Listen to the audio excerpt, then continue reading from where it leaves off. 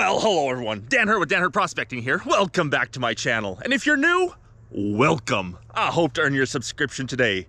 I'm here in North Carolina at the oldest historic gold find in all of the USA. I'm here to show you what the Reed Gold Mine is all about, show you the gold they found, and maybe find some for myself. So wish me luck, and I hope you enjoy.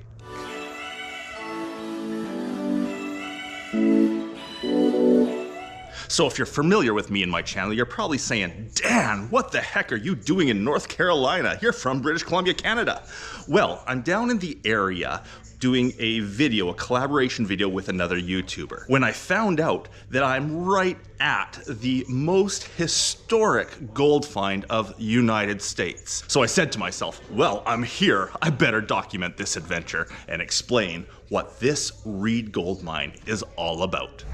Now here at Reed Gold Mine, I say this is the oldest historic gold find of the United States. It's actually the oldest documented gold find of the United States of America. There were rumors in Virginia of some gold found a little bit earlier, but no documentation to confirm it. Here at the Reed Gold Mine in North Carolina, it was 1799 when two farmers' kids fishing in the creek kicked a rock that was a little heavier than it should be, turned it over, and saw it was yellow. Shiny yellow. They actually didn't know what it was. They took it home not knowing, and it was years later when their dad actually met someone who knew what they were doing. They found out that that was a gold nugget weighing 17 pounds.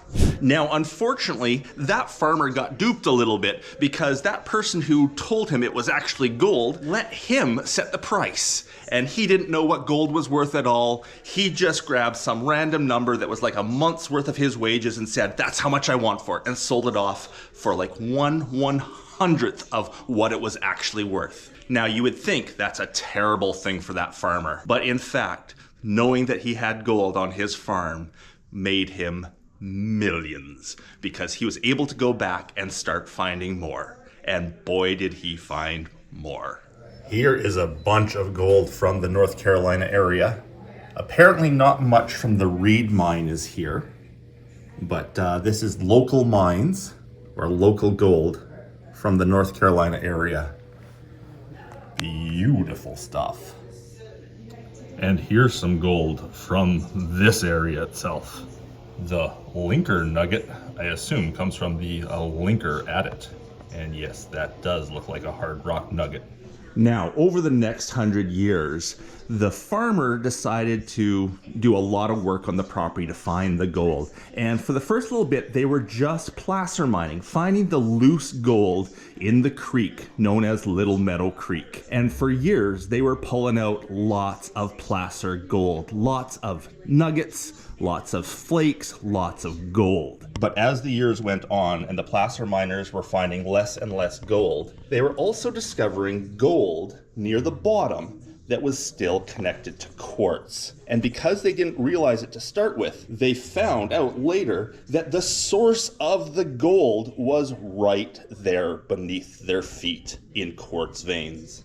And the placer mine started switching over to what's known as a hard rock mine, or a lode gold mine. As they started developing their underground workings and pulling out huge amounts of quartz with huge amounts of gold, they started developing crushers and shaker tables and steam engines and winches and everything they needed to pull the gold out of the shafts that they were digging. And as they were doing that, one of the workers building a road up to the top of the hill where the main shaft was, he was plowing a road, and as he was plowing the road, he saw something yellow pull out under the plow.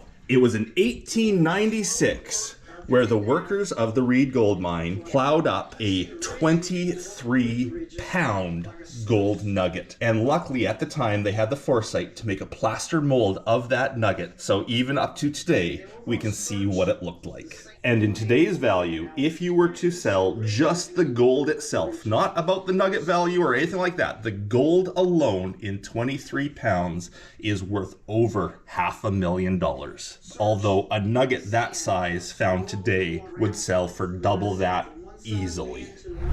In later years, one more big nugget was found. They found a 28-pound nugget in later years. But there isn't all that much documentation of that 28-pound nugget other than the fact they found it. Luckily, they made the plaster mold of that first one. So the first nugget found by the farmer's kids was found in 1799.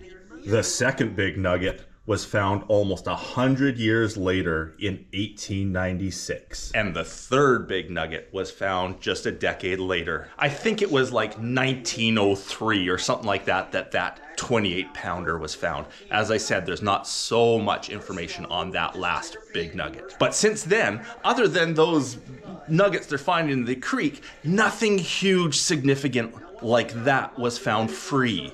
The big deposit of the gold was down underground.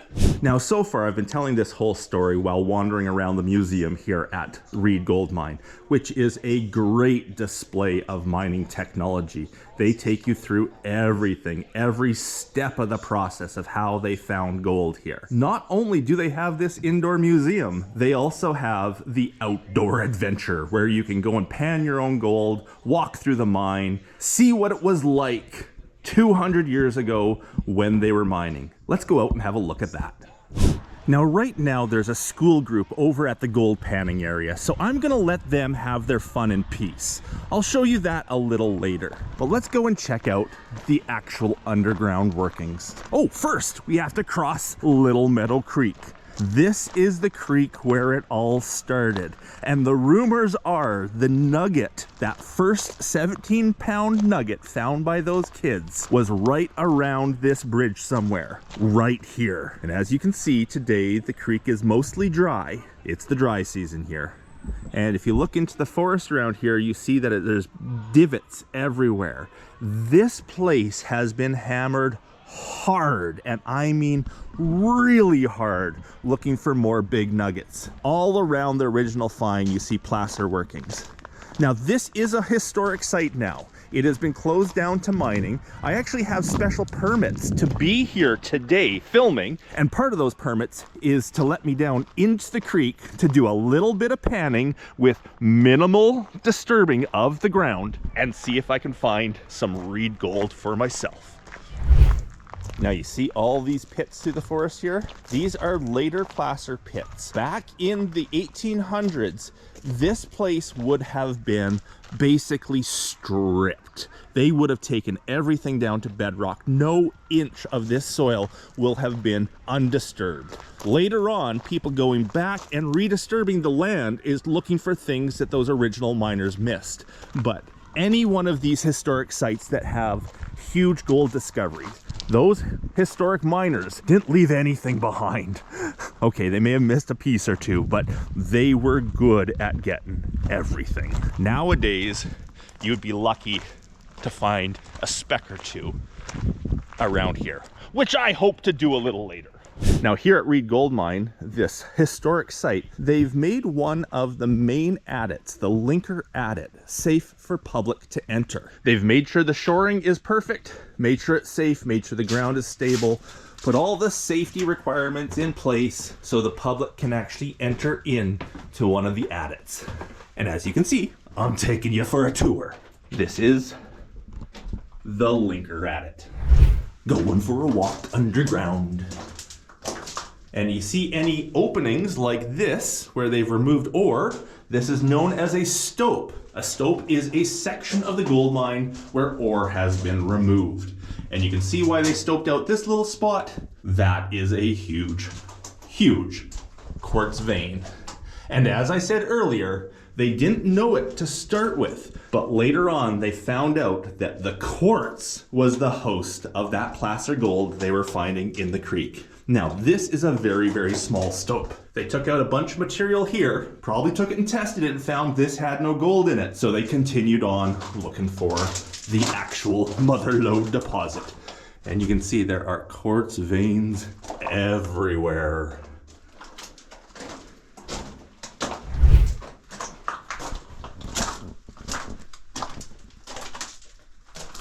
Here we are at the linker shaft number 2, or the vein number 4. So this vein, you can see, has been stoped out a lot. They took a lot of material from this vein all the way around, every which way, which means this vein here was probably a very rich vein, as they removed a lot of ore. Now, the first gold at Reed Gold Mine was found in 1799. The gold mine operated all the way up to 1912. Over that time, the gold values were dropping and dropping and dropping in the mine. Gold value was going up, but the values of the mine were dropping and dropping and dropping until 1912, where they could not get enough gold out of the mine to pay for its operation anymore. A lot of these really, really rich deposits, like the Reed Mine, are actually very small and confined deposits. And this is typical for one of these very, very rich deposits. A lot of gold for a short period of time, although this one did run for over 100 years, but it wasn't one of these huge, vast, open deposits where they could just keep going and going and going. Once they recovered the gold, it ran out. And many of the gold mines in North Carolina, which has its own unique geology, which actually put gold here, but many of the gold mines in this area had that same problem. They were very rich over a very small area. I believe I heard only one of the deposits was lower grade over a wide area that could still, could run for basically ever, for a long time, where most of these were very rich but very confined. Let's see where that tunnel goes. I like these mines that I can actually stand up in.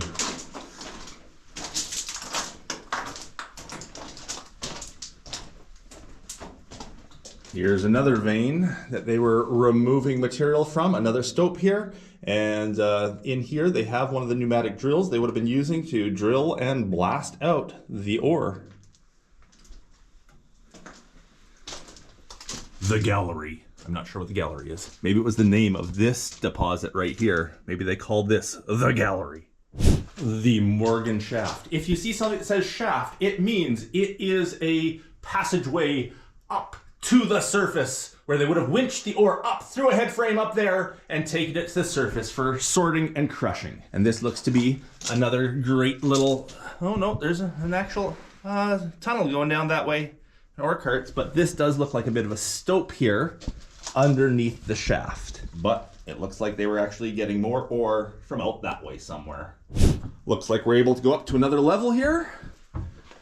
These are awfully fancy stairs. They wouldn't have had those back in the day. And definitely looks like we're on one of the main veins here. Yeah, you're not gonna be able to see. It goes on for a long ways back in there. Dark. There was a lot of material removed from this one spot of the mine. Absolutely. Unfortunately, I don't have my big bright flashlights with me to show you what's back that way. How much gold is just sitting in these walls still? I'm sure it's there. I'm sure it's there. Uh-oh, I'm seeing daylight. This might be the end of my tour of the underground workings.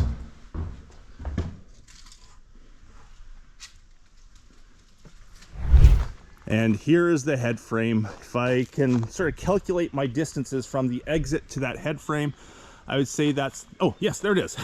It's the Morgan shaft. There would have been multiple head frames like that pulling ore out from the mine in each of the different shafts. Each shaft would have its own name, and each shaft would have its own facilities at the top to deal with the ore.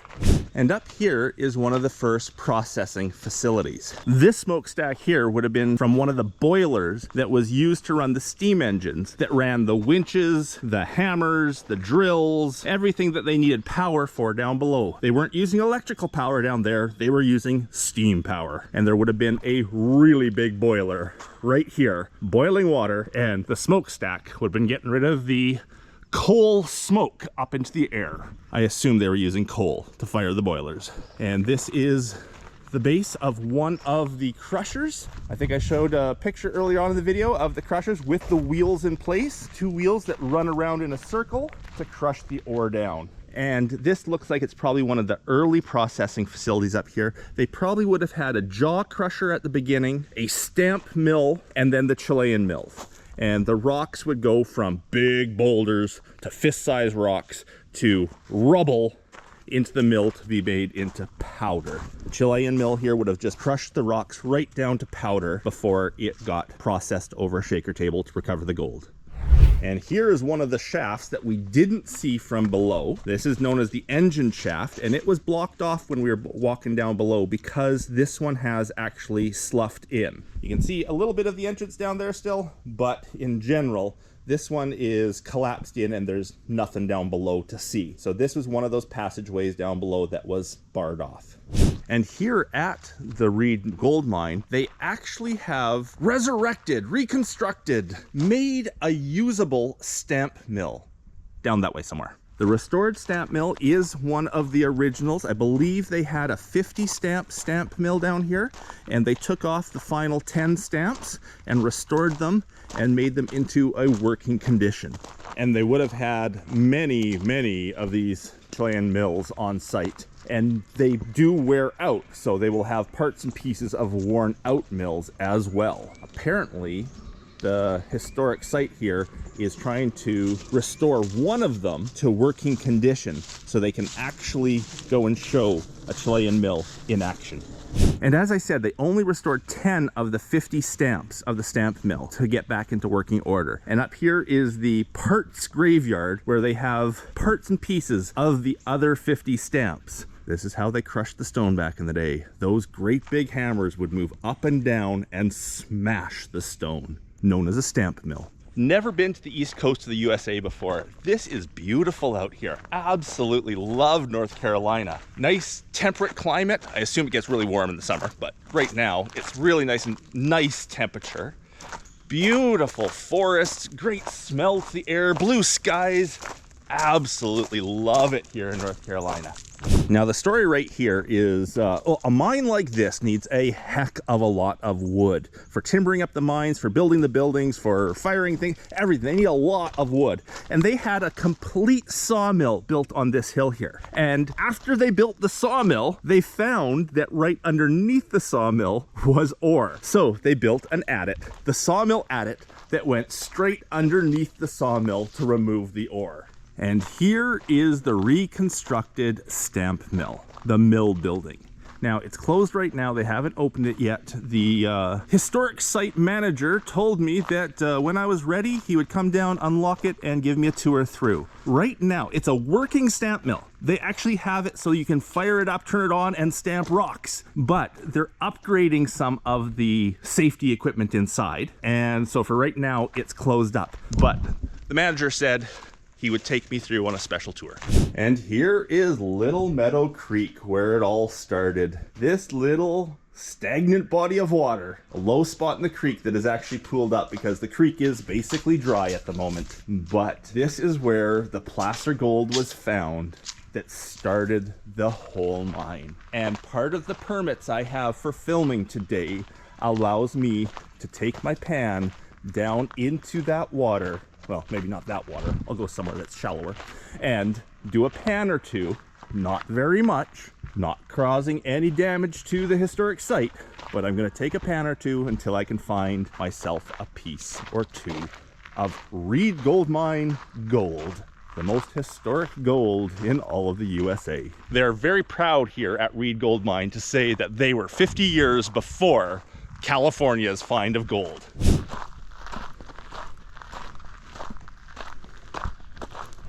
You can hear off in the distance all the kids having fun gold panning.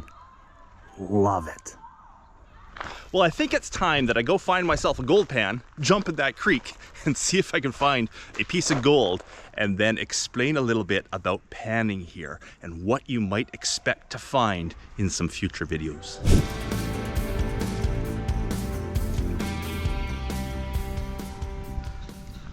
Looks like all the kids are done panning for the moment. I'll pop over to the panning area and see what we can see. And here's my new buddy, Larry, the manager of this historic site. Well, I have you on camera, Larry. Thank you so much for allowing me to do this. Oh, anytime. This is Glad awesome. You came down. Just had a great tour of the whole site, all through the mine and everything. Oh, good. We can go over and look at the panning area right now. All right. So the panning area here, where the kids come and find their own gold in the troughs of water, actually has material straight from the gold mine. where they can find actual Reed gold. And how many kids did you say you had here today, Larry? Group today was about 90 kids. On average, we have scheduled school groups September, October, into November every year, and then again in the spring. Excellent. And the kids were obviously loving it. I could hear them from way over there. They love that cold water, yes. Yeah, exactly. So Little Meadow Creek here is a dry creek. The water has all absorbed into the ground. It's not flowing. Every once in a while you find a little puddle in a low spot. And that is what I have for panning in. I have just walked down out away from the public area a bit because I don't want to interrupt people enjoying the park. I found a chunk of bedrock in the creek with some loose rocks on bedrock, some loose sort of stones that obviously came from the bedrock but are still in place. And I think this is a good spot for me to try and find a piece of Reed Gold Mine gold. Now my permits here do allow me to stay for about a week panning in this area. I can pan all week as much as I want. I do plan to do a full video on this panning this creek and see how much I can get. But for today's video with the tour of the gold mine and everything, I just want to find a piece of gold so I can say on video, I found a piece of Reed Gold Mine gold. So this looks like a good spot. I'm not sure if this rock here is actual part of the bedrock or just laying in a hollow on the bedrock. But what I'm going to do is I'm going to flip it out of the way and then clear out that hollow and see that is the spot that's going to show me a piece of gold. I see lots of quartz in there. That's always a good sign, especially when you're this close.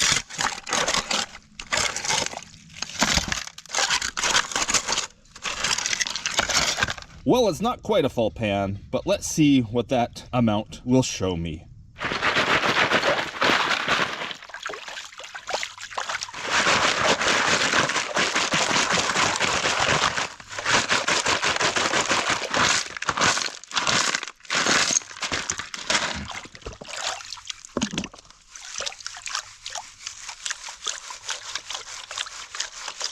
Don't have my boots on. Should have put my boots on.